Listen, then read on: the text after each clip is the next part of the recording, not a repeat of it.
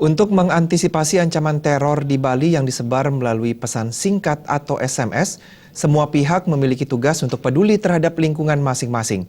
Bahkan desa adat pun saat ini ikut berperan mengawasi penduduk pendatang, terutama yang kos atau mengontrak rumah di wilayah desa adat.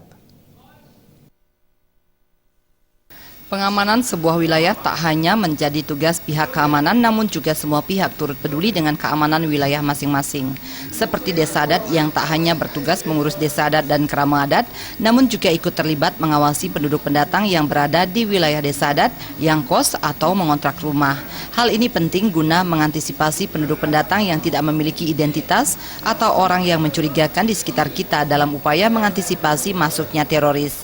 Bendesa adat Kerobokan Anak Agung Putu Sutarjo mengungkapkan, di Desa Adat Kerobokan pihaknya bersinergi bersama pemerintah dan desa kedinasan dalam melakukan pengawasan.